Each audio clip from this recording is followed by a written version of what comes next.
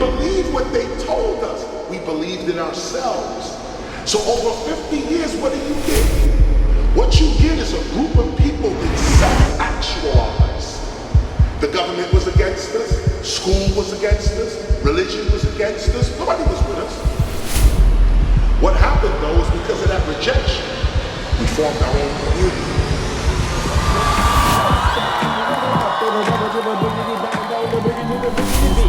Something in my cup. I've been wanting something I can feel. Promise I am never. Welcome from the City of Raleigh and the Department of Equity and Inclusion. We're so happy that you joined us in celebrating 50 years of hip hop. I'd like to make a formal request for $10,000 to be allocated from our council contingency fund to help jumpstart the fundraising efforts of the City of Raleigh Museum's 50 years of hip hop block party and sneaker ball celebration. All in favor? Aye. When did you fall in love with hip hop? At some point, the connection happened when you hear all these words coming really fast and you're thinking about what is that? Right. And it was Rapper's Delight. And I think for me, that is probably the moment when I realized like, hey, this is something. And just the evolution of hip hop has really been a part of, like I said, my life and most African Americans' lives for a long time. Absolutely. Yeah. I would have to say somewhere between middle school and high school for me. And what was, I think, prominent at that time were like groups like the Brand Nubians. The song that plays in my head is Slow Down by the Brand Nubians. A Tribe Called Quest, much. But I can remember it was 1977. It was, I guess it was warm out, so I'm not sure if I was out of school yet, but it was either spring or summer. And there was a block party, and I didn't understand what the concept of a block party was, and I was looking for the blocks, and then of course I went and there's the crowd and there's people dancing and there's a bunch of noise going on, and this is in the South Bronx, and I kind of cut through the crowd, 7 years old. I make my way up to the front where it's the loudest, and there's a table there, like two long tables, and there's a dude there with all of his stereo equipment from his house outside on this table, and he's playing records, but as he's playing the records, he's messing with them. Well, turns out he was DJing, and he was catching the breaks, and so he's hitting break beats, and I'm sitting there and I'm like, wow, this is crazy. I remember seeing Curtis Blow. Yeah. He had a live performance at the Durham Armory. And I remember him getting out his car, and my dad had a hair salon around the corner. Yeah. And I kind of walked around the corner, and Curtis Blow was coming in for a sound check. And the fact that he took 5 to 10 minutes to talk to me, he gave me tickets to come in. Full circle moment. So years later, he's making a record with DJ Nads in LA. I'm in the studio with them. I had an opportunity to tell him what that moment meant to me and the way he interacted to me, how that helped shape me when I meet young kids today. This year marks half a century when a DJ dropped the first breakbeat and created the style, the movement, and the culture we now know as hip hop. I was 14 years old and running around in New York, going to any outdoor party we could have. And so hip hop really started that way. A young Bill Murphy was at that very first party. Most of the music had breaks in the middle of it where they had drum beats. And so what they did was they just started playing the drum beats on different turntables back and forth. And that was called break music. And then break dancing became a part of that. How does hip hop music connect to equity? And I think the equity lens that we obviously place on all of this local government work that we do is better served when we think about the people that we actually serve. Absolutely. And I think through hip hop gives us an avenue to connect in a way that we would not otherwise be able to connect. In order for it to have some accountability and to help us in equity work, it has to tell every story. So this whole sort of, I get asked a lot of questions about, well, how do you feel about, female hip hop versus male? I don't have opinions that vary. I don't have different expectations for women in hip hop or people who identify as female than those who identify as male.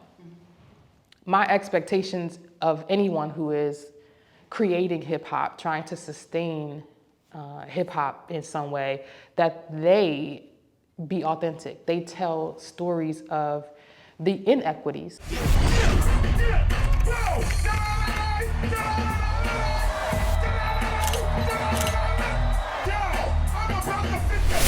So the 50th anniversary of hip hop, what does it mean to me? In that 50-year period, we realized several things. Your perception of what things are is the only thing going on.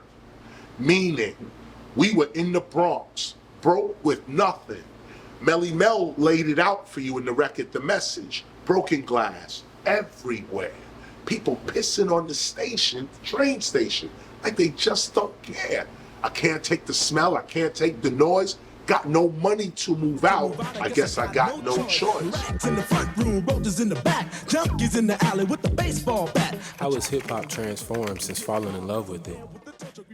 I think the exposure of the attention and the audiences that has come with the development of hip hop has given our people, hip hop heads, BIPOC folks, more reach.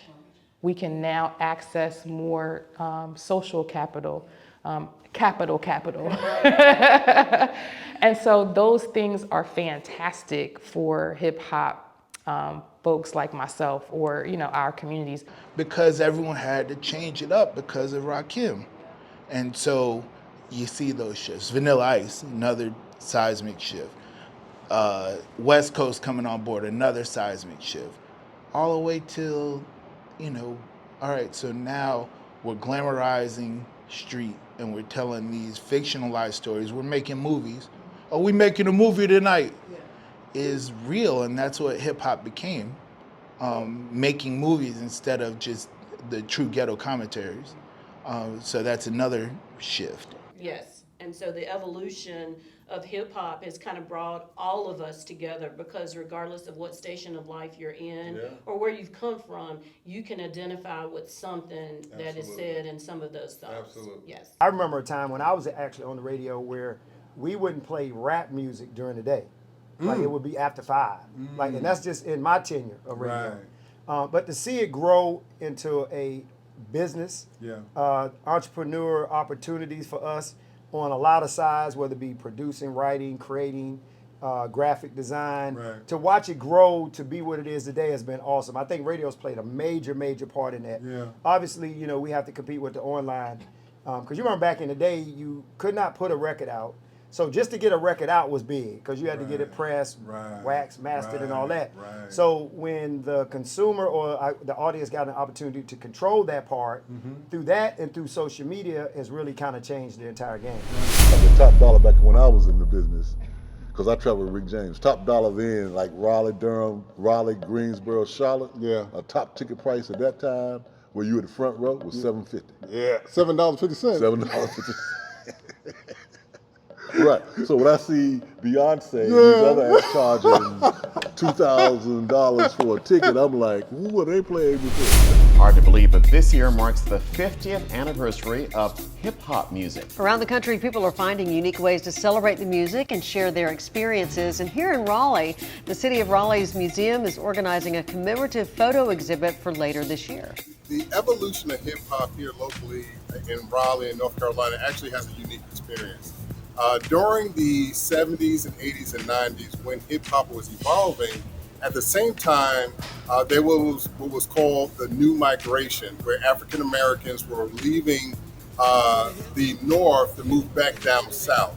And at that same time, there was an extraordinary influx of people that was going to our historical black colleges at that time as well. So you had the St. Augustine's University, Shaw Universities, and North Carolina Central University not only had an influx of individuals coming from the North coming down here, but what they also had was people that were in the hip hop industry bringing their talents, bringing their influence to North Carolina.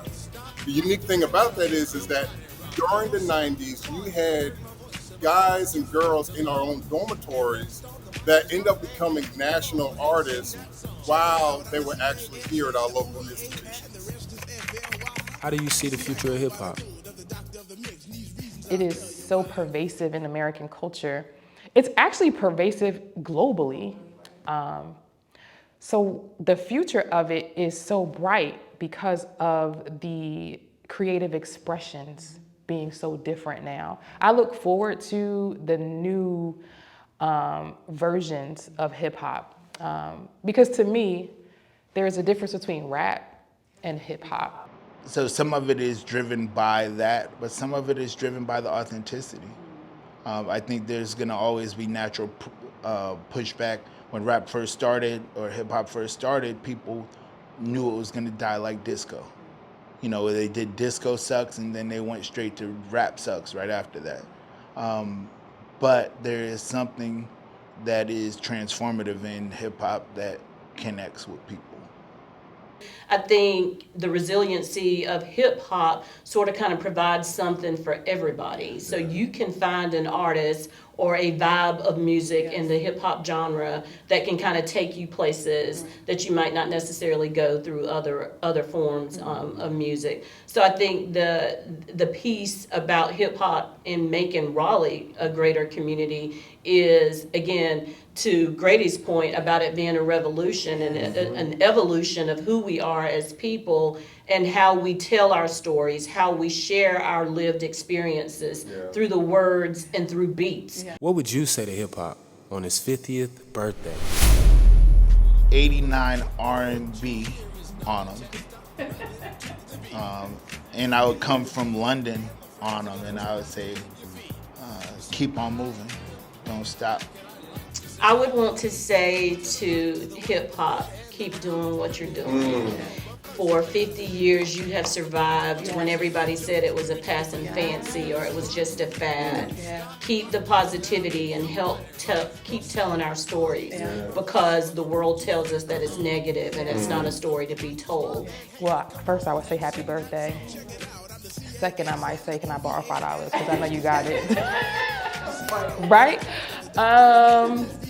I think I would say thank you because of you, I feel seen and heard. I feel represented, and I would ask for some bars. Like when we changed, the Bronx changed because now those trains, those dirty, crusty, clangy trains became moving canvases. We saw pipeline. The garbage in the street became the mixer and the turntable. I got 2 big cars that definitely ain't the whack. I got a Lincoln Continental and some new Cadillac. So after school I take a dip in the pool, which is really on the wall.